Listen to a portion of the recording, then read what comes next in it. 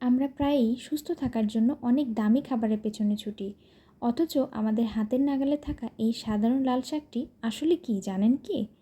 আধুনিক পুষ্টিবিজ্ঞান একে বলেছে সুপারফুড, আর ইতিহাস বলেছে এটি ছিল প্রাচীন যোদ্ধাদের শক্তির গোপন উৎস।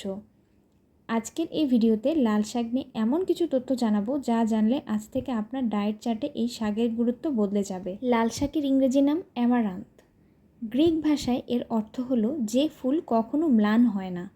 ইতিহাস ঘাঁটলে দেখা যায় প্রাচীন মেক্সিকোর অ্যাজটেক সভ্যতায় একে দেবতা হিসেবে পূজা করা হতো, কারণ তারা বিশ্বাস করত এটি খেলে শরীর অসীম শক্তি আসে। আমাদের এই অঞ্চলেও আয়ুর্বেদের শাস্ত্রে একে রক্তের কারখানা বলা হয়, কারণ এটি খুব দ্রুত শরীরের রক্তকণিকা তৈরিতে সাহায্য করে। কিন্তু এই লাল শাকটা লাল কেন হয়? এর পেছনে আছে অ্যান্থোসায়ানিন নামক এক শক্তিশালী অ্যান্টিঅক্সিডেন্ট, যা ক্যান্সার কোষের বিরুদ্ধে লড়াই করে। লাল শাক ক্যালসিয়ামের দিক থেকে অনেকটা দুধের সমতুল্য।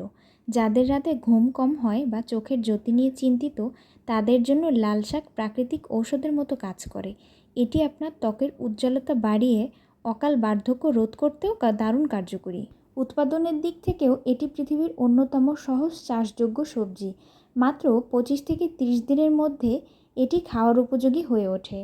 তবে একটা ছোট সতর্কতা, যাদের কিডনিতে পাথর বা ইউরিক অ্যাসিডের সমস্যা আছে তারা ডাক্তারের পরামর্শ নিয়ে এটি পরিমিত পরিমাণে খাবেন, কারণ এতে থাকা অক্সালিক অ্যাসিড কিছু ক্ষেত্রে শারীরিক অস্বস্তি তৈরি করতে পারে। শাক সবসময় দিনের বেলা অর্থাৎ দুপুরে খাবারের সাথে খাওয়া সবচেয়ে ভালো।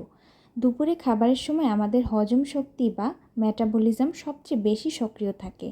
এই সময় শাক খেলে তা খুব সহজেই হজম হয় এবং পুষ্টিগুণ শরীর খুব দ্রুত শোষণ করতে পারে। লাল শাক রান্নার ক্ষেত্রে একটি টিপস: হালকা তাপে রান্না করলেই এর সব গুণাগুণ অটুট থাকে। তথ্যটি ভালো লেগে থাকলে আপনজনদের সাথে অবশ্যই শেয়ার করুন।